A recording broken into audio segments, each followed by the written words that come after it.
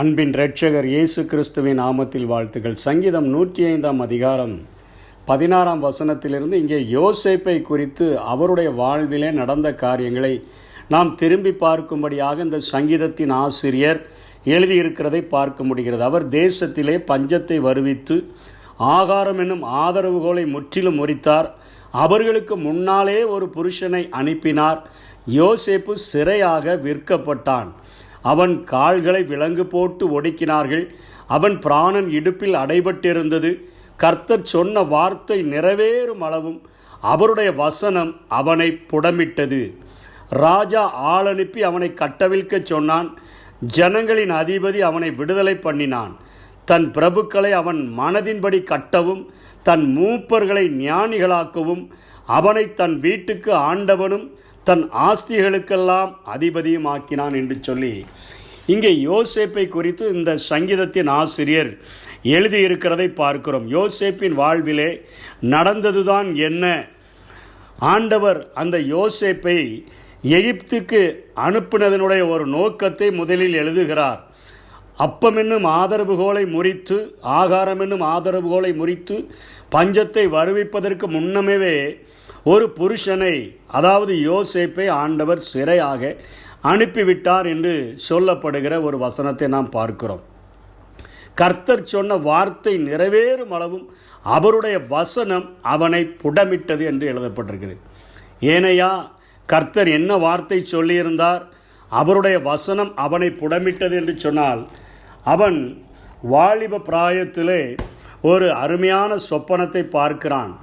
ஆதியாகமம் 37 அதிகாரத்திலே 5 வசனத்திலிருந்து யோசேப்பு ஒரு சொப்பனம் கண்டு அதை தன் சகோதரருக்கு அறிவித்தான். அதிநிமித்தம் அவனை இன்னும் அதிகமாய் பகைத்தார்கள். அவன் அவர்களை நோக்கி, நான் கண்ட சொப்பனத்தை கேளுங்கள். நான் வயலில் அறுத்த அரிகளை கட்டி கொண்டிருந்தோம். அப்பொழுது என்னுடைய அரிக்கட்டு நிமிர்ந்திருந்தது. உங்கள் அரிக்கட்டுகள் என் அரிக்கட்டை சுற்றி வணங்கி நின்றது என்று சொல்லி ஆண்டவர் பின்னாட்களிலே அவனுடைய வாழ்விலை செய்ய போகிறதை இங்கே யோசேப்புக்கு சொல்லுகிறார். யோசேப்பு அதை பாதிக்கப்பட போகிற தன்னுடைய சகோதரர்களுக்கு அதை சொல்லுகிறான். அப்பொழுது அவன் சகோதரர் அவனை பார்த்து, நீ எங்கள் மேல் துரைத்தனம் பண்ணுவாயோ, நீ எங்களை ஆளப்போகிறாயோ என்று சொல்லி அவன் சொப்பனங்களின் நிமித்தமும் அவன் வார்த்தைகளின் நிமித்தமும் இன்னும் அதிகமாய் பகைத்தார்கள். அவன் வேறொரு சொப்பனம், வேறொரு வெளிப்பாடை கண்டு தன் சகோதரரை நோக்கி, நான் இன்னும் ஒரு சொப்பனத்தை கண்டேன். சூரியனும் சந்திரனும் 11 நட்சத்திரங்களும் என்னை வணங்கினது என்றான். இதை அவன் தகப்பனுக்கும் தன் சகோதரருக்கும் சொன்னபோது அவன் தகப்பன் அவனை பார்த்து, நீ கண்ட இந்த சொப்பனம் என்ன? நானும் உன் தாயாரும் உன் சகோதரரும் தரை மட்டும் குனிந்து உன்னை வணங்க வருவோமோ என்று அவனை கடிந்து கொண்டான். அவன் சகோதரர் அவன் மேல் பொறாமை கொண்டார்கள். அவன் தகப்பனோ அவன் சொன்னதை மனதிலே வைத்து கொண்டான். யோசேப்பை குறித்து ஒரு தேவனுடைய திட்டம் ஒன்று வெளிப்பட்டிருக்கிறது என்று சொல்லி நினைத்து அங்கே தகப்பன் தன்னுடைய இருதயத்திலே அதை வைத்து கொள்ளுகிறான். அவனுடைய சகோதரர்களோ அவனை பகைக்கிறார்கள். அதிநிமித்தமாக அவனை சிறையாக விற்று போடுகிற ஒரு சூழ்நிலை யோசேப்பின் வாழ்க்கையிலே நடக்கிறது. இன்றைக்கு யோசேப்பினுடைய வாழ்விலிருந்து நாம் நம்முடைய ஆவிக்குரிய வாழ்க்கையை நாம் நிதானித்து பார்க்கும்படியாக கடமைப்பட்டிருக்கிறோம். இன்றைக்கு ஒருவேளை உலகத்தினுடைய காரியங்களிலே ஒரு மனிதனை முக்கியமான செயல்களுக்கு இந்த உலகம் அனுப்பினால், அல்லது ஒரு கட்சியின் சார்பாக ஒருவர் ஒரு பதவியிலே நிற்க அவர் முற்படும் பொழுது அந்த கட்சியே அவருக்காக, அவர் தேர்ந்தெடுக்கப்படுவதற்காக, அவர் அந்த அரியணையில் வீற்றிருக்கப்படுவதற்காக எல்லா செலவுகளையும், அதற்கு தேவையான அதிகாரம், அல்லது ஒரு நாட்டிற்கு யுத்தத்திற்கு செல்ல வேண்டும் என்று சொன்னால் அதற்கான படைபலம், அதற்கு தேவையான பணம் ஆகியவை எல்லாவற்றையும் கொடுத்து அனுப்புவதுதான் மனித அரசினுடைய வழக்கமாக இன்றைக்கும் இருக்கிறது.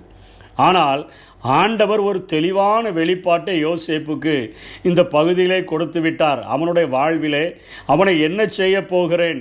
ஒரு மிகவும் தாய் தகப்பனும் வணங்குகிற, சகோதரர்களும் விழுந்து வணங்கி நிற்கிற ஒரு மிகப்பெரிய ஒரு பொறுப்பிற்கு நான் கொண்டு செல்ல போகிறேன் என்பதை அவருக்கு காண்பித்த பின்பாக அவனுடைய வாழ்விலே நடக்கிற காரியங்களை பாருங்கள்.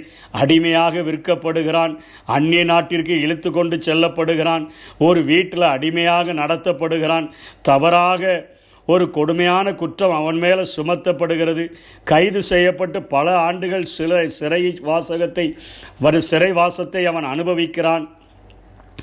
கர்த்தருடைய பார்வையில் அரசாளுகிறதற்கு அவர் ஆயத்தங்களாக தருகிறவைகளை பார்க்கும் பொழுது மிகுந்த ஆச்சரியமாக இருக்கிறது.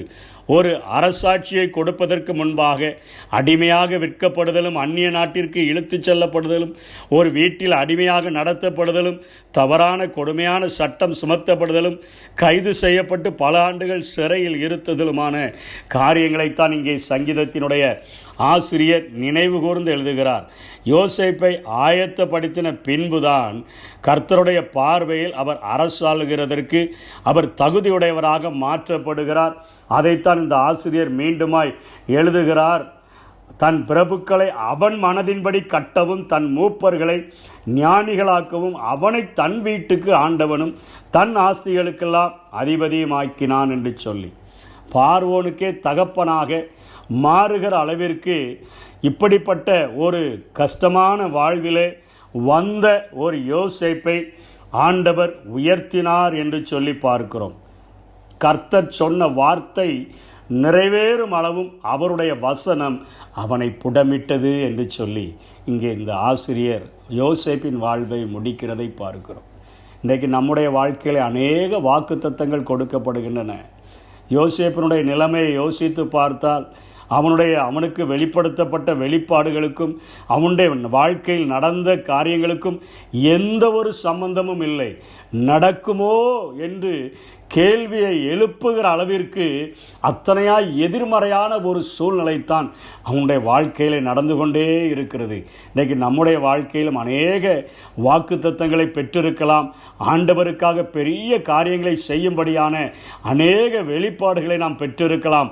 ஆனால் நம்முடைய வாழ்க்கையிலோ அதற்கு தலைகீழான காரியங்கள், நம்முடைய சூழ்நிலைகள் அதற்கு எதிர்மாறானவைகளாய் இருந்தாலும் கூட இந்த சங்கீதத்தின் ஆசிரியர் ஒரு அழகான அறிவுரை ஒன்றை கூறுகிறார். 4ஆம் வசனத்திலே, கர்த்தரையும் அவர் வல்லமையையும் நாடுங்கள், அவர் சமூகத்தை நித்தமும் தேடுங்கள். அவருடைய தாசனாகிய ஆபிரகாமின் சந்ததியே, நாம் எல்லாரும் சேம் என்கிற நோவாவினுடைய மகனின் சந்ததி. ஆபிரகாம் சேம் என்கிற நோவாவின் சந்ததியாய் இருக்கிறபடியினாலே அவரால் தெரிந்து கொள்ளப்பட்டவர்களாகிய யாக்கோபின் புத்திரரே, அவர் செய்த அதிசயங்களையும் அவருடைய அற்புதங்களையும் அவர் வாக்கின் நியாய தீர்ப்புகளையும் நினைவு கூர்ந்து கொண்டே இருங்கள் என்று சொல்லுகிறார். கர்த்தரையும் அவர் வல்லமையையும் நாடுங்கள், அவர் சமூகத்தை நித்தமும் தேடுங்கள். ஆபிரகாமின் சந்ததியே, யாக்கோபின் புத்திரரே, விசுவாச மார்க்கத்தார் யாவரும் ஆபிரகாமோடு கூட ஆசீர்வதிக்கப்படுகிறவர்களாய் இருக்கிறார்கள். யோசேப்பினுடைய வாழ்வில் நடந்தவைகள் ஏன் மீண்டும் இந்த சங்கீதத்தின் ஆசிரியர் எழுதி வைக்கிறார்? நம்முடைய ஆவிக்குரிய வாழ்க்கையிலும் எதிர்மறையான சூழ்நிலைகள் வரும் பொழுது காற்றையும் காண மாட்டீர்கள், மழையையும் காண மாட்டீர்கள், ஆனாலும் பள்ளங்களெல்லாம் தண்ணீரினால் நிரப்பப்படும் என்று சொன்னது போல நம்முடைய வாழ்க்கையில் இப்படிப்பட்ட சூழ்நிலைகள் நமக்கு மேலாக கடந்து செல்லும் பொழுது அமைதியாக கர்த்தரையும் அவருடைய வல்லமையையும் நாடும்படியாக, அவருடைய சமூகத்தை நித்தமும் தேடும்படியாக, அவருடைய அதிசயங்களையும் அற்புதங்களையும் நினைவுகூர்ந்து காத்திருக்கும்படியாக இந்த வேதம் நமக்கு அறிவுரை கூறக்கூடியதாக இருக்கிறது. நம்முடைய ஆவிக்குரிய வாழ்க்கையில் இப்படிப்பட்ட ஒரு பாதையின் வழியாக நாம் நடந்து செல்லும் பொழுது ஆண்டவருடைய பாதத்தில் அமர்ந்திருந்தோம் என்று சொன்னால், யோசேப்பினுடைய வாழ்விலே நடந்தது போல அந்த பார்வோனுக்கே தகப்பனாக ஆண்டவர் மாற்றி இஸ்ரவேலிலே அனுப்பப்பட்ட அந்த யோசேப்பை எகிப்து முழுவதற்கும் அதிபதியாய் மாற்றினது போல நம் மூலமாகவும் ஆண்டவர் இந்த உலகத்தில் அநேக பெரிய காரியங்களை செய்ய முடியும். கர்த்தர் தாமே அப்படிப்பட்ட கிருபைகளை நமக்கு தந்தருள்வாராக. ஆமென். எல்லாமே எதிராக இருந்தாலும், சூழ்நிலைகள் தோல்வி போல தெரிந்தாலும், எல்லாமே எதிராக இருந்தாலும், சூழ்நிலைகள் தோல்வி போல தெரிந்தாலும், நான் கர்த்தருக்குள் மகிழ்ச்சியாயிருப்பேன், தேவனுக்குள் களி கூறுவேன், கர்த்தருக்குள் மகிழ்ச்சியாயிருப்பேன், தேவனுக்குள் களி கூறுவேன்.